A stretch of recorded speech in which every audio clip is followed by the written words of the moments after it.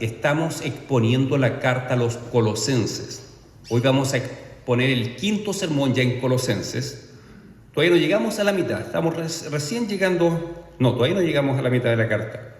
Entonces, abran su Biblia en Colosenses capítulo 1, Colosenses capítulo 1, desde el versículo 18 al 25. Colosenses capítulo 1, del 18 al 25.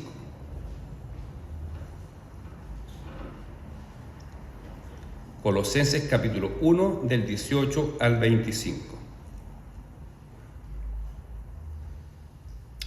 Dice así la palabra del Señor. Y Él es la cabeza del cuerpo, que es la iglesia, el que es el principio, el primogénito de entre los muertos, para quien todos tenga la preeminencia, por cuanto agradó al Padre que en Él habitase toda plenitud, por medio de Él reconciliar consigo todas las cosas, así las que están en la tierra como las que están en los cielos, haciendo la paz mediante la sangre de su cruz. Y a vosotros también, que erais en otro tiempo extraños y enemigos en vuestra mente, haciendo malas obras, ahora os ha reconciliado en su cuerpo de carne por medio de la muerte, para presentaros santos y sin mancha e irreprensibles delante de Él. Si en verdad permanecéis fundados y firmes en la fe, y sin moveros de la esperanza y del Evangelio que habéis oído, el cual se predica en toda la creación, pues está debajo del cielo, del cual yo, Pablo, fui hecho ministro. Vamos a orar, hermano. Señor, acá estamos delante de ti, en este culto, dispuestos a escuchar tu palabra, pero reconocemos que nuestras mentes son insuficientes para comprender la grandeza de tu palabra. Por lo tanto, te pedimos que tu Espíritu Santo sea iluminándonos, sea guiándonos y nos ayude a asimilar esta palabra en nuestros corazones y podamos ponerla por práctica en nuestras vidas. Te lo pedimos, Padre, en el nombre de tu Hijo Jesucristo. Amén. Bien, hermanos, la semana pasada hablamos del concepto de primogenitura, ¿recuerdan? Esto es importante tener claro porque en el texto de hoy nuevamente se menciona al primogénito. Y dijimos que en nuestra cultura occidental, el hijo primogénito es aquel primero en nacer en orden cronológico. Pero en la cultura judía no es así. El primogénito es el al que alcanza una primacía, que se destaca por sobre sus hermanos y el padre le delega mayor responsabilidad. Un ejemplo clásico, los hijos de Jacob. El primero en nacer fue Rubén. Sin embargo, el principal, el que tenía la responsabilidad de cuidar a sus hermanos, era Judá, el cuarto en nacer. Así que el concepto de primogénito no significa el primero en orden cronológico en la cultura bíblica. No en nuestra cultura occidental, que sí, el primero en nacer se le llama el primogénito. Y destacamos que las sectas se agarran de este concepto de primogénito para decir que Jesús es un ser creado, pero nosotros descartamos eso por medio del significado bíblico de primogenitura. Entonces es importante partir teniendo en mente ese concepto de primogénito, porque miren cómo parte este texto de hoy. Hablando de Cristo, es decir, Pablo estaba exaltando la persona de Cristo ante los colosenses, diciéndole: ustedes tienen que poner su mirada en Cristo, su único objeto de adoración es Cristo. Y sigue hablando de Cristo acá, dice: Él es la cabeza del cuerpo, que es la iglesia. Cristo es la cabeza de la iglesia. Acá hay una comparación de la relación de Cristo con la iglesia con un cuerpo humano. El cuerpo humano tiene muchos miembros. Tiene manos, tiene pies, tiene caderas, tiene brazos, tiene piernas. Nosotros no hablamos con los pies, hablamos con nuestra boca. No olfateamos con nuestra oreja, olfateamos con nuestra nariz. Es decir, cada miembro tiene su preponderancia, cada miembro tiene su función y su importancia. No es que un miembro del cuerpo sea más importante que otro, bien lo sabemos. Nosotros también como iglesia somos el cuerpo de Cristo. La iglesia en un sentido universal que trasciende todas las denominaciones cristianas. El número de los elegidos de Dios a través de toda la historia son la iglesia, el cuerpo de Cristo, y cada uno de nosotros es miembro de ese cuerpo. En el cuerpo físico, cada miembro tiene delimitada su función, es clara. Y tú, hermano, ¿tienes claro cuál es tu rol como miembro del cuerpo de Cristo? Tu rol como miembro de la iglesia, y aquí no hablo de la membresía de la Iglesia Presbiteriana de Chile, tú como miembro de la iglesia de Cristo, ¿cuál es tu rol? ¿A qué el Señor te ha llamado? ¿Qué dones te dio el Señor? ¿Estás tú ejerciendo los dones que el Señor te dio para la edificación de su cuerpo? Medita en eso, hermano. Si tú eres creyente en Jesucristo, tú ya eres un miembro del cuerpo de Cristo. Pero pregúntate, ¿tienes claro los dones que el Señor te entregó? ¿Tienes claro cuál es tu rol del cuerpo de Cristo? ¿De qué forma tú contribuyes al crecimiento, al fortalecimiento de la iglesia que es el cuerpo de Cristo? Así que medita en eso, hermano.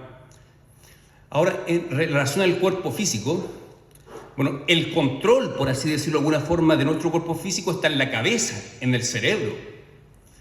Es por medio del cerebro que está en nuestra cabeza que razonamos, que tomamos decisiones. De hecho, el ser humano se diferencia del resto de la creación, por ejemplo, de los animales, por la capacidad que tiene nuestro cerebro en comparación a la capacidad del cerebro de un animal, que es mucho más reducido. La capacidad del cerebro de un animal en relación a las capacidades que Dios le entregó al cerebro humano. El cuerpo piensa, razona, analiza, toma decisiones, realiza mediciones, observaciones. Esas son capacidades del cerebro humano. Por lo tanto, dicho de cierta forma, la cabeza, lo que está dentro de nuestra cabeza, el cerebro, dirige nuestro cuerpo, dirige nuestros movimientos, lo que hacemos, a dónde vamos. Si yo decido hoy levantarme, salir de mi casa y estar en la iglesia hoy, esa decisión pasó por mi mente, por mi cerebro. Así que la cabeza dirige el cuerpo. Así también, la iglesia de Cristo tiene una cabeza. Es Jesucristo el Señor quien dirige la iglesia. La iglesia le pertenece a Cristo.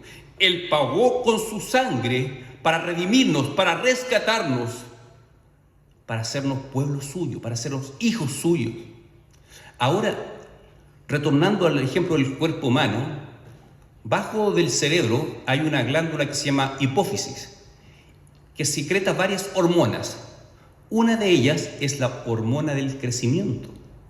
La hormona del crecimiento que nos hace crecer a todas las personas brota de la hipófisis que está bajo el cerebro, es decir, está en la cabeza.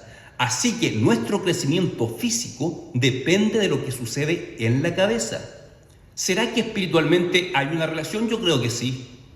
El que le da el crecimiento al cuerpo de Cristo es su cabeza, es decir, Jesucristo.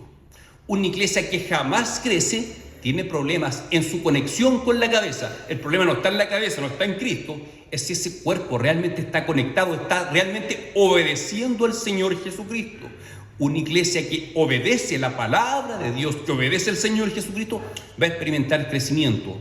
Y no hablo solamente de crecimiento numérico, que sí, ciertamente es importante, pero también hay otro crecimiento que es el crecimiento espiritual, nuestra madurez espiritual. Vamos a crecer, vamos a madurar espiritualmente a medida que estemos conectados a la cabeza. De la misma forma que en el cuerpo humano, la hormona del crecimiento procede de la cabeza, así también espiritualmente, crecemos espiritualmente mientras más conectados, mientras más comunión tengamos a Jesucristo, mientras más nos alimentemos de su palabra y obedezcamos su palabra, tenemos que crecer como iglesia. Eso es lo que se espera, eso es lo natural, hermano. Y continúa acá el apóstol Pablo diciendo, Él, es decir, el Señor Jesucristo, que es el principio, el primogénito, acá aparece nuevamente la palabra primogénito, de entre los muertos. Ahí nos vamos a detener un poco.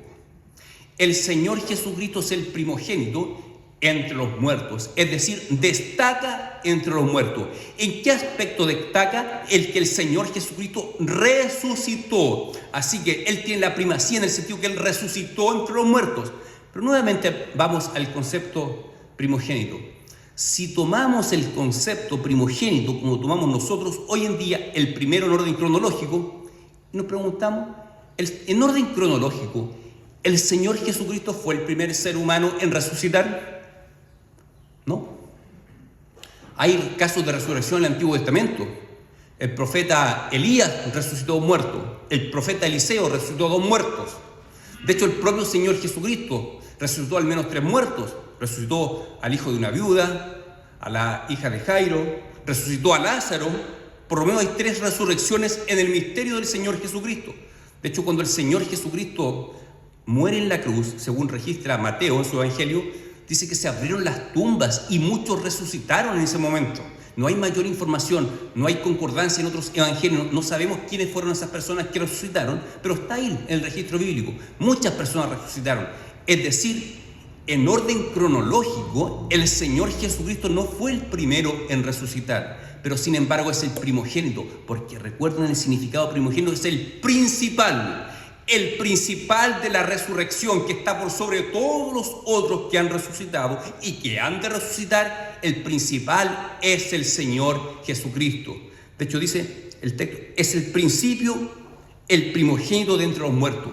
La palabra que se tradujo ahí por principio, la palabra griega argé, la palabra griega argé también puede ser traducido como gobernante o como príncipe.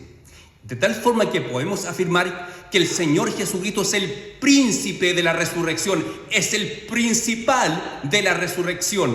O sea, Él tiene la primacía en la resurrección, está por sobre todos los que resucitaron antes que Él y que han de resucitar a futuro, porque sabemos que en algún momento todos resucitaremos cuando el Señor venga. Así que el Señor Jesucristo es el principio del primogénito de entre los muertos, en el sentido que Él tiene la primacía, tiene la resurrección. Con Él es la resurrección y la vida. Y es el principal entre los que han resucitado. Dice, para que en todo tenga la primacía. Es decir, el Señor Jesucristo ha de tener la primacía en todo. Es lo principal de todo. Ahora es relativamente fácil decir, sí, Cristo es el principal, tiene la primacía sobre todo. Pero pregúntate en tu hermano, ¿en tu vida personal el Señor Jesucristo es realmente lo más importante? ¿O hay otras cosas que para ti son principales? ¿Hay otros objetos de adoración en tu vida que pueden ser personas, que pueden ser ideas, ideologías? En algunos casos puede ser algún deporte tal vez, una ideología política, una persona en la que admiras demasiado, puedes transformarse en tu objeto de adoración. Y si es así, entonces, ¿cómo puedes decir Jesucristo es lo principal para mí? Acá Pablo dice que Cristo es lo principal entre toda la creación. Así que pregúntate, ¿es realmente Cristo el principal, el príncipe, el rey, el gobernante de tu vida? ¿Cuán conectado estás con esa cabeza que es el Señor Jesucristo? El Señor Jesucristo se merece toda nuestra adoración. Las sectas que niegan la divinidad de Cristo, como los testigos de Jehová, los herederos de los antiguos arrianos y muchos otros grupos unitarios, yo he escuchado de ellos, dicen, a Jesús no se le puede adorar, el único que se le puede adorar es a Dios y Jesús no es Dios, dicen ellos. Sí, y veamos qué sucede cuando el Satanás tienta a Jesús en los evangelios, la tentación en el desierto. Una de las tentaciones de Satanás le muestra los reinos del mundo, le dice, todo esto te daré si postrado me adorases. ¿Y cuál fue la respuesta del Señor Jesucristo? Solo al Señor tu Dios adorarás y solo a Él servirás. Es decir, en las palabras del Señor Jesucristo, solamente Dios merece adoración. Y ahora, nosotros afirmamos que Jesús es Dios. ¿Podemos adorar a Jesús? Bueno, en una ocasión Jesús sanó a un ciego, un evento registrado en Juan capítulo 9, cuando él lo mandó a lavarse los ojos en el estanque Siloé. Y después de sanar a este ciego, se reencuentra Jesús con este ciego, que ahora veía, ya no era ciego. Y le dice Jesús a este hombre, ¿tú crees en el Hijo de Dios? ¿Y cuál fue la respuesta del ciego? ¿Quién es, Señor, para que yo lo adore? Dice, yo soy el que habla contigo. Y el texto dice literalmente, Juan 9:38, dice que este ciego, que ahora ve, lo adoró. Este hombre que era ciego y ahora ve, adoró al Señor Jesucristo.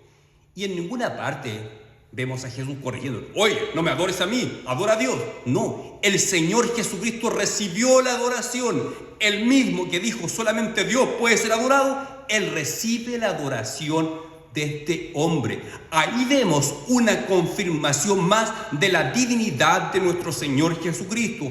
Él es tanto Dios como su Padre, como el Espíritu Santo. El Dios Trino, 3 personas subsisten en un solo Dios. Creemos en un solo Dios, pero en la divinidad hay 3 personas: el Padre, el Hijo y el Espíritu Santo. Y acá el texto está hablando de la grandeza de Cristo, por tanto la divinidad del Señor Jesucristo. El Señor Jesucristo es Dios y merece nuestra adoración.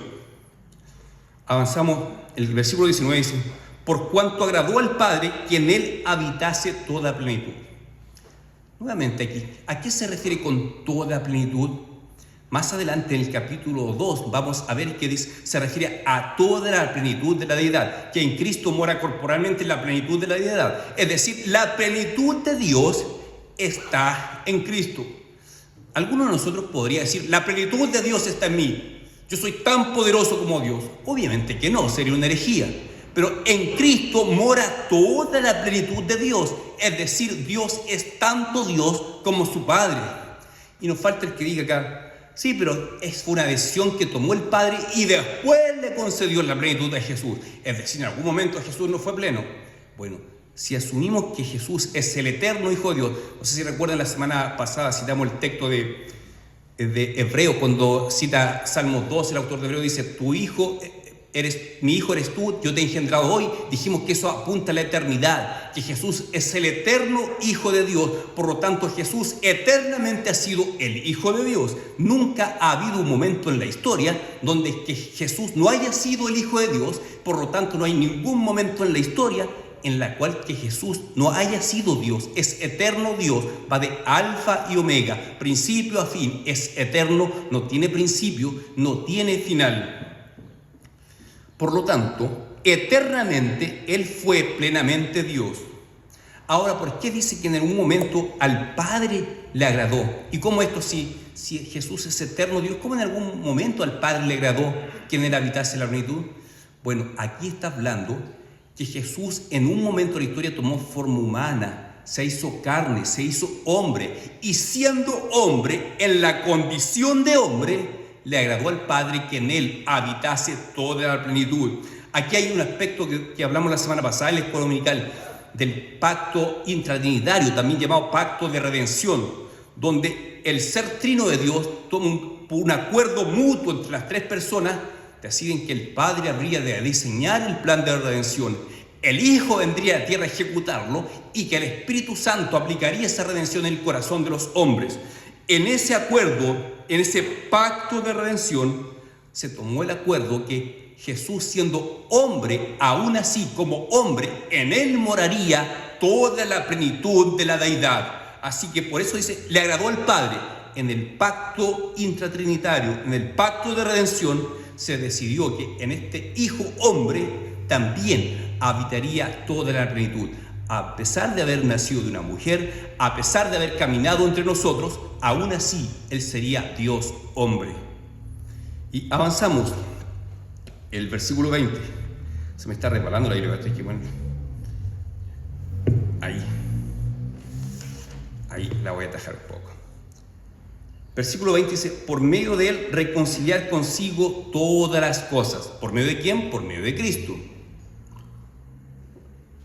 Si vamos un poco más arriba, un texto que vimos la semana pasada, el versículo 16, dice que en Él fueron creadas todas las cosas. Y dijimos que la palabra griega puede ser traducida por Él. De tal forma que podemos decir, por Cristo fueron creadas todas las cosas. Y acá dice, por medio de Él, es decir, por medio de Cristo, reconciliar todas las cosas. Y dijimos que Cristo es creador de todas las cosas, incluye el universo completo, los astros, las estrellas, las galaxias, los seres humanos, los animales y los seres espirituales, los ángeles, los demonios, todos fueron creados por Cristo. Y dice que por medio de Cristo serán reconciliadas con Dios todas las cosas. Es decir, la redención alcanzada por Cristo, en cierto sentido tiene un alcance universal, en otro sentido no. En el sentido de los seres creados, de los seres humanos, la redención tiene un alcance limitado, en el sentido que llega solamente a los elegidos de Dios, que les concede creer en Jesucristo. Así que la redención llevada a cabo por Cristo redime a los elegidos de Dios. Pero en otro sentido tiene un alcance universal, en el sentido que restaura toda la creación. El Señor en su segunda venida, cuando venga la plenitud del reino de Dios, todo el universo será transformado, será renovado. Ahí, por ejemplo, recordamos Romanos capítulo 8, cuando dice que la creación misma aguarda la manifestación gloriosa de los hijos de Dios. Es decir, toda la creación, las galaxias, las estrellas, nuestro planeta, las montañas, los ríos, los lagos, todo espera una restauración futura cuando venga el Señor Jesucristo. En ese sentido, la redención tiene un alcance universal. No en cuanto a los seres creados, tiene un alcance limitado a los elegidos de Dios antes de la fundación del mundo. ¿Y cómo puedo saber si soy yo elegido de Dios? Bueno, ¿tú crees en el Señor Jesucristo como tu Señor y Salvador? Bueno, si tú tienes una fe sincera en Jesucristo, puedes tener la tranquilidad y decir, soy un elegido de Dios. Ahora, ¿tú puedes saber que a todos aquellos que no creen en Cristo no son elegidos? No, tú no lo puedes saber, ninguno de nosotros lo puede saber. Pero sabemos que llegará el momento cuando el Espíritu Santo tocará el corazón de los elegidos de Dios y se convertirán al Señor Jesucristo. Entonces, por medio de Él reconciliar consigo todas las cosas, así las que están en la tierra como las que están en los cielos. La verdad de las galaxias, de las estrellas, las que están en los cielos, haciendo la paz mediante la sangre de su cruz. Por medio de la cruz de Cristo, cuando el Señor carga nuestros pecados, derrama su sangre, pagando el precio de nuestros pecados, pagando el castigo por nuestros pecados, ahí el Señor logra esta reconciliación, logra esta redención de la creación. Así que, pregúntate, ¿yo soy parte de esa redención? ¿Tú has sido redimido por la cruz de Cristo? ¿Has sido redimido por la sangre de Cristo? Examina tu corazón. Si tu fe está anclada en Jesucristo, puedes saber que has sido redimido. Ahora, si tú tal vez piensas que por tu propio esfuerzo humano puedes ganarte la salvación, como dicen las personas del mundo, tal persona tiene el cielo ganado. Bueno, eso es imposible. La persona que piensa así aún no ha recibido la redención, porque el que ha recibido la redención toma conciencia que es un pecador que jamás podría ganarse la salvación. Así que si tú tienes conciencia que eres un pecador, que por tu práctica de santidad personal jamás podrías alcanzar la salvación, entonces tú has reconocido que eres un miserable pecador y has recibido este Salvador que es Cristo. Si tú has tenido esa experiencia, entonces bien puedes decir que eres un elegido de Dios. Y avanzamos. Los versículos 22 y 23 hablan de nuestra condición antes de Cristo. Dice, y vosotros también que erais en otro tiempo extraños y enemigos en vuestra mente, haciendo malas obras, ahora os ha reconciliado. Cuando estábamos sin Cristo, todos estábamos perdidos. Nuestras obras eran malas, eran perversas. Pero alguien puede decir, pero yo nunca fui criminal, nunca fui asesino, nunca fui ladrón, nunca fui violador. Sin embargo, antes de conocer al Señor Jesucristo, tú te considerabas a sí mismo una buena persona. Tú te considerabas una buena persona. Tú pensabas en tu interior, tal vez no le decías a nadie, pero tú pensabas, si yo me muero voy a ir al cielo porque no le he hecho mal a nadie, yo he hecho bien las cosas. ¿Por qué Dios me va a condenar? Eso pensabas tú antes de conocer al Señor Jesucristo. Pero eso en sí mismo es un pecado de orgullo, de considerarte a sí mismo bueno. Y bueno solo es Dios. Nosotros no somos buenos, dice Romanos capítulo 3. Todos somos malvados, depravados. Pero una persona sin Cristo puede considerarse a sí misma buena. Y ese pecado la condena. Ahora, si tú estás en Cristo, sabes que antes de ser salvo por el Señor Jesucristo, eras un verdadero pecador, sin salvación, sin esperanza. Dice, en su cuerpo, es decir, el Señor nos ha reconciliado con su Padre, como dice Romanos 5:1, dice que hemos sido justificados por medio de la fe en Jesucristo y ahora tenemos paz para con Dios. Es decir, por medio de la fe en Jesucristo, tu relación con Dios ha sido restaurada. Antes, la ira de Dios estaba sobre tu vida. Pero ahora que tú has sido reconciliado con Dios por medio de Cristo, ahora la gracia de Dios está sobre tu vida. Así que estás ahora en este pacto de gracia del cual hablábamos en la mañana. Tu relación con Dios no es de merecimiento, es hacer méritos delante de Dios para merecerme las bendiciones.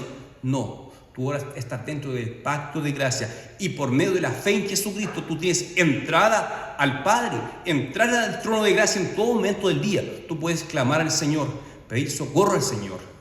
Así que tú no tienes que ganarte la salvación, tú no tienes que conquistar el corazón de Dios, hermano. Dios ya decidió amarte, te amó en su Hijo Jesucristo y el amor de Dios por ti permanece, es eterno, como hablamos en la mañana. El pacto que Dios hace con nosotros es eterno. Un padre nunca deja de amar al Hijo y aunque así fuese, Dios, nuestro Padre Celestial, nunca dejará de amarnos. ¿Es un amor que merecemos? Evidentemente que no. No lo merecemos. Sin embargo, el amor de Dios permanece con nosotros y es eterno. Por medio de su cuerpo, entonces, por medio de la muerte, para presentarnos santos y sin manchas e irreprensibles delante de Dios. El Señor Jesucristo, el día final, nos presentará. Aquí está hablando en sentido escatológico, del día final. Nos presentará ante su Padre como santos y sin mancha. Y tú te preguntas, ¿tú eres una persona santa y sin mancha? ¿No hay ninguna mancha en tu vida? Bueno, sabemos que todos somos pecadores. Pero aquí recuerda el texto de Romanos 8, cuando el apóstol Pablo dice que a los que antes predestinó, a estos también llamó, a estos justificó y a estos también glorificó. Uno podría decir, sí, Dios me predestinó, Dios me llamó, amén. Dios me justificó, amén. Pero Dios te glorificó. En nuestra experiencia, la glorificación es algo futuro, todavía no ocurre. En la transformación de nuestro cuerpo, como lo vemos, a un cuerpo glorioso. La glorificación en nuestra experiencia aún es algo futuro. Pero como Dios no está sujeto al tiempo, como nosotros, Dios ya nos ve glorificados. De tal forma, hermanos, que nuestra glorificación futura es segura. No se corta esta cadena de salvación de que quien predestinó, llamó, justificó, también glorificó. En ningún momento esta cadena se corta. Así que si tú estás en Cristo, es tan segura tu glorificación futura que la palabra de Dios dice, lo da por hecho, dice, a estos Dios glorificó, lo habla como en pasado. Estamos tan seguros en las manos de Dios que Dios da como un hecho pasado, a estos también fueron glorificados. Y así, entendiendo eso, entendemos esto, que cómo es que Cristo nos presenta santos y sin mancha delante de su Padre, si nosotros pecamos y vamos a seguir pecando. Bueno, en ese sentido, que la santidad, si bien es un proceso progresivo en nosotros, sin embargo, posicionalmente, legalmente delante de Dios, ya somos considerados santos por medio de la sangre de Cristo. Somos justificados y la justificación trae como consecuencia la santificación. Por lo tanto, en la mente de Dios ya nos ve santificados. Y en el futuro, en nuestra experiencia futura, seremos presentados delante del Padre como santos y sin mancha. Pero esa presentación que hará el Señor Jesucristo en nosotros es tan segura que el Espíritu Santo, cuando inspiró el texto, dice que para presentarlos santos y sin mancha e irreprensibles delante de Él. Para Dios es algo seguro. No pienses que el Señor Jesucristo va a llegar el día final y va a decir, oh, yo amaba tanto a este hermano, yo quería tanto presentarlo delante de mi Padre como santo y sin mancha, pero Él se desvió, se descarrió en el camino, no puede presentarlo. No, eso no ocurrirá. Acá la palabra de Dios lo da como un hecho seguro. A los que el Señor llamó, la glorificación es segura y el Señor presentará a sus elegidos delante de su Padre como santos y sin mancha. Es algo que está garantizado por el pacto de gracia, el pacto que Dios ha hecho con su pueblo. Así que puedes descansar, hermano, en que el amor de Dios es incondicional, que las promesas del pacto de gracia de Dios son sin condición. Dios lo cumplirá porque Él es fiel, no porque nosotros tengamos la capacidad de ser fieles, sino que por la fidelidad propia de Dios. Pero ojo con lo que dice después el versículo 23. Acá el versículo 23 pone su énfasis en la responsabilidad humana, en la santificación como experiencia nuestra. Dios ya nos considera santos, No obstante, en nuestra experiencia, la santidad es un proceso progresivo, que vamos creciendo. Cuando fuimos llamados, creímos en el Señor Jesucristo, por la gracia de Dios fuimos justificados, nosotros no hicimos absolutamente nada. Cristo lo hizo todo por nosotros. Pero en nuestra experiencia, en la santificación, si bien es cierto, Dios pone todo de su parte, no está su Espíritu que habita en nosotros, sin embargo, el cristiano sí tiene que poner de su parte para crecer en santidad en su experiencia. Esto no anula la realidad que a futuro será presentado como santo y sin mancha delante de Dios. No obstante, Dios nos hace responsables a nosotros de crecer en santidad, de madurar espiritualmente, de estar conectado con la cabeza, como dije al principio. Y miren cómo lo expresa acá el apóstol Pablo. Si en verdad permanecéis fundados y firmes en la fe y sin moveros de la esperanza del Evangelio que habéis oído. O sea, es nuestra responsabilidad permanecer firmes en el Evangelio. ¿Tú estás firme en el Evangelio, hermano? ¿O será que te ocurre como en la parábola del sembrador, que personas que vienen las pruebas y ahogan la planta que había brotado y se apartan del Evangelio? Hay muchas personas que se apartan del Evangelio. Por lo tanto, el Señor nos hace responsable a todo que ha sido llamado permanecer en la fe. Y ahí se aplica el concepto de santidad progresiva. Es nuestra responsabilidad, no de Dios, el crecer en santidad. Es como un atleta que va a correr una carrera, va a correr los 100 metros planos y le pide a Dios que lo ayude. Sí, Dios lo puede ayudar, pero Dios no va a correr por él. Es el atleta el que tiene que correr.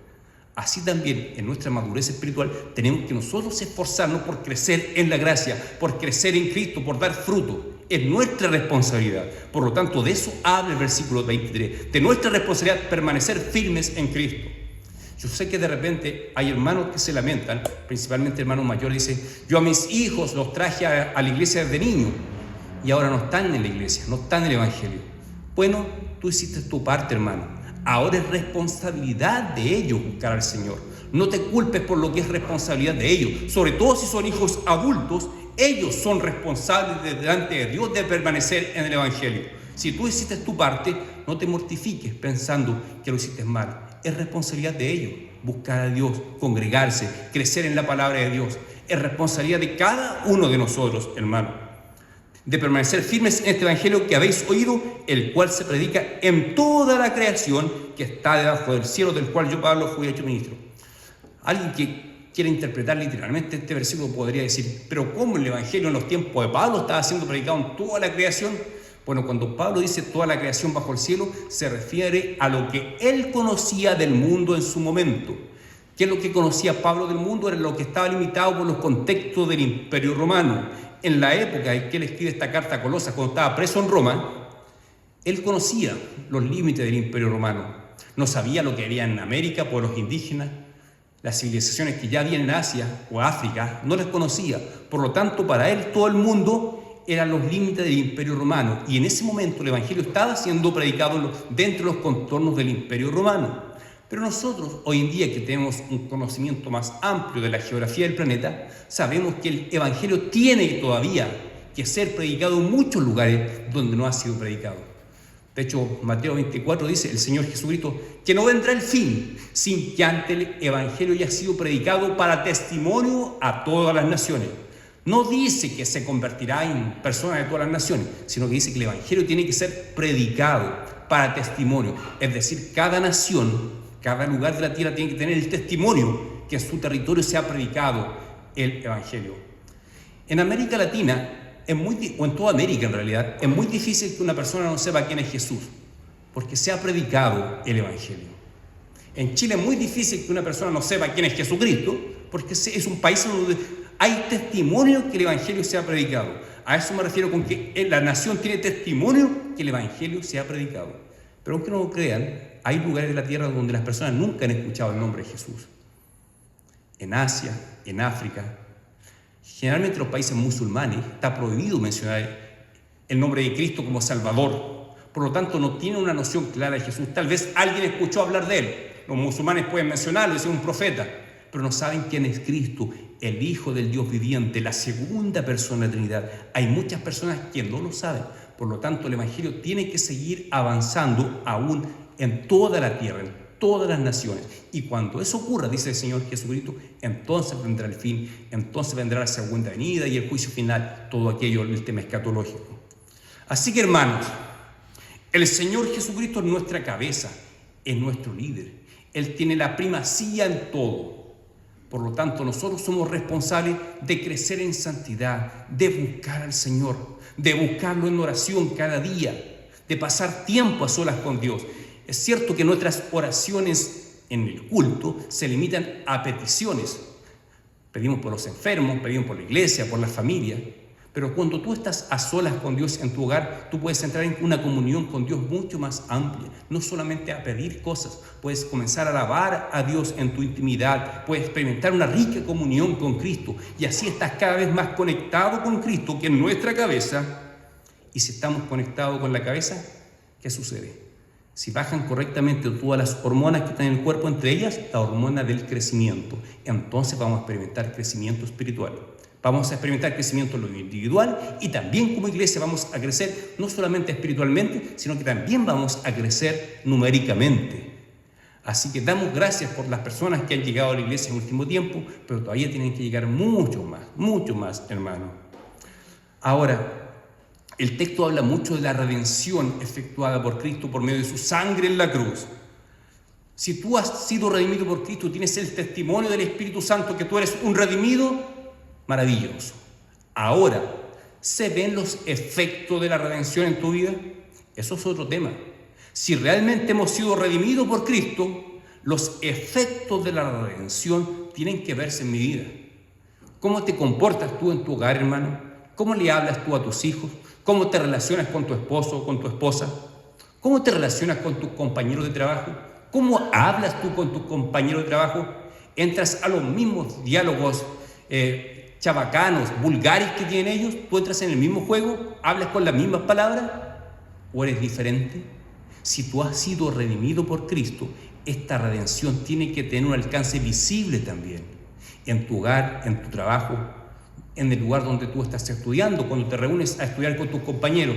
Y tus compañeros, tú sabes de lo que hablan de la cintura para abajo prácticamente. ¿Y tú caes en lo mismo? Si tú caes en lo mismo, entonces no estás dando evidencia de la redención en Cristo. Recuerda, tienen que ser visibles los efectos de la redención en Cristo, en tu lugar donde tú te desempeñas, donde tú trabajas, en tu hogar, en todo lugar, tiene que verse tiene que olerse los efectos de la redención.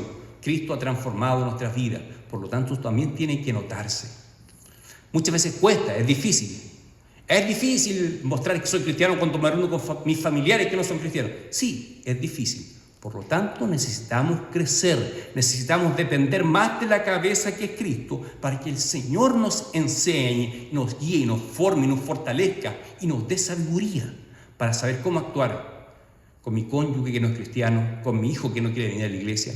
Necesitamos sabiduría del Señor. El Señor promete sabiduría y promete darla a quien la busca y se la pide. Que el Señor te bendiga, querido hermano. Vamos a dejar hasta aquí el sermón de hoy. Vamos a orar. Señor Dios Todopoderoso, te damos gracias por tu palabra. Gracias por recordarnos temas tan importantes como lo que eres tú, Señor Jesucristo, tu gloria, Señor Jesucristo, tu gloria eterna. Pero reconocemos, Señor, que nos cuesta crecer, nos cuesta avanzar en santidad, nos cuesta madurar, Señor. Por lo tanto, te rogamos tu misericordia. Ayúdanos, Padre, a estar más cerca tuyo, más conectados contigo, Señor, y crecer en madurez espiritual, Padre. Ayúdanos a cada hermano que se congrega en esta iglesia. Ayúdanos a crecer espiritualmente. Ayúdanos a madurar espiritualmente para que también en ese crecimiento podamos producir frutos y ese fruto se multiplique en esta iglesia. Te lo pido, Padre, en el nombre de tu Hijo Jesucristo. Amén. Amén.